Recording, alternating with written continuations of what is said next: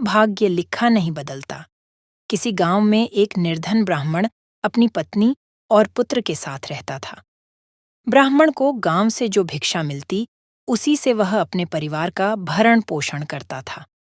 एक दिन ब्राह्मणी अपने पति से बोली, मुझे अपनी कोई चिंता नहीं है स्वामी, मैं आपके साथ भूखी प्यासी रहकर भी अपना जीवन व्यतीत कर सकती हूँ, लेकिन मुझे अपने बेटे की भूख प्यास नहीं देखी जाती। ब्राह्मण बोला, मैं तुम्हारी भावनाओं को समझता हूँ, लेकिन भाग्य के लेख को विधाता भी नहीं बदल सकता। हमारे भाग्य में निर्धन रहना ही लिखा है। ब्राह्मणी बोली, भाग्य के भरोसे बैठे रहना मूर्खता के सिवा कुछ नहीं है।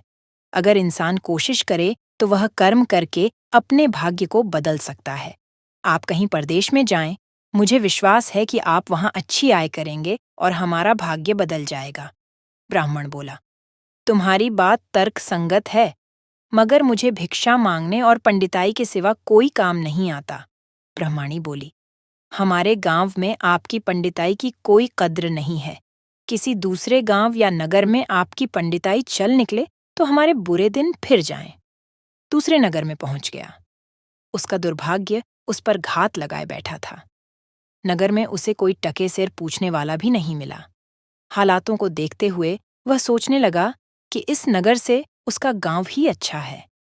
नगरवासी तो पूरे नास्तिक हैं, उसे भिक्षा तक भी देने को तैयार नहीं है। यह सोचकर वह थक हार कर अपने गांव लौट आया और पहले की भांति पंडिताई करके और भिक्षा मांगकर अपना गुजरा करने लगा। एक दिन वह भिक्षा मांगकर लौट रहा था, तभी उधर से भगवान शिव माता पार्वती के साथ गुजरे। उस निर्धन ब्राह्मण की हालत देखकर माता पार्वती ने ब्राह्मण की तरफ संकेत करते हुए भगवान शिव से कहा, आप इस ब्राह्मण को देख रहे हैं स्वामी? शिव बोले, हाँ, वह बहुत निर्धन है और दुखी भी है। पार्वती बोली, आप उसके दुख का निवारण करें नाथ। एक तो ब्राह्मण, दूसरे दरिद्र, मुझसे उसका दुख देखा नहीं जाता। शिव बोले, यह मृत्युलोक है प्रिय, यहाँ हर प्राणी किसी न किसी दुख से त्रस्त है। सब अपने अपने कर्मों का फल भोग रहे हैं। तुम किस किस का दुख दूर कराओगी? पार्वती बोली, आपको उस निर्धन ब्राह्मण को धनवान बनाना होगा स्वामी। शिव बोले, वह भाग्यहीन है पार्वती, उसके भाग्य में फटे पुराने कपड़े और रूखा सूखा भोजन ही लिखा है।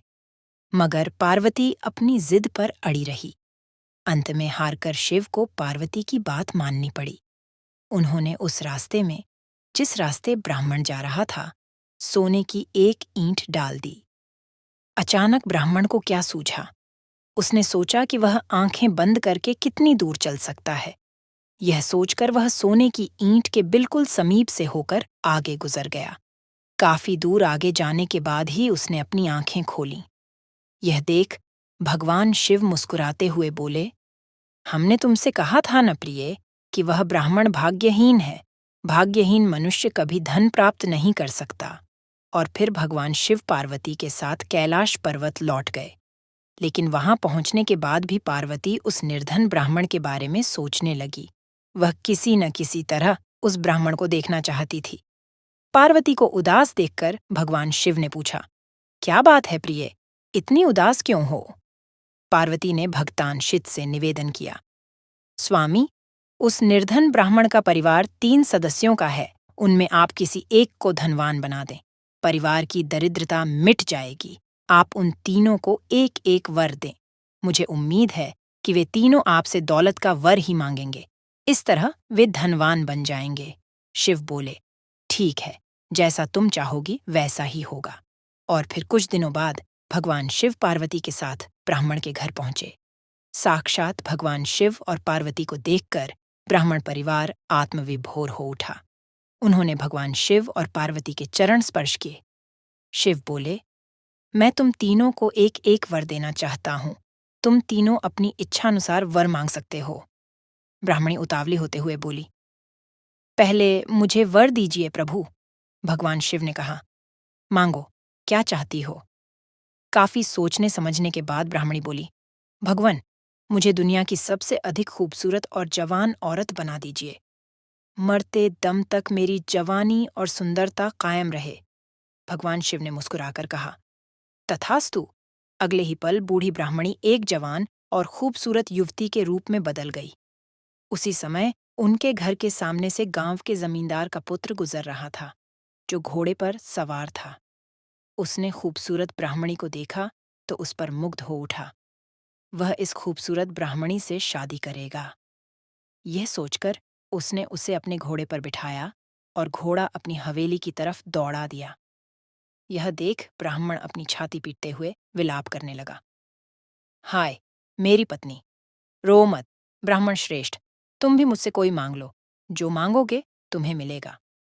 भगवान शिव सांत्वना देते हुए बोले, मेरी पत्नी को वापस बुला लीजिए प्रभु, मुझे इसके सिवा कुछ भी नहीं चाहिए। ब्राह्मण ने निवेदन करते हुए कहा।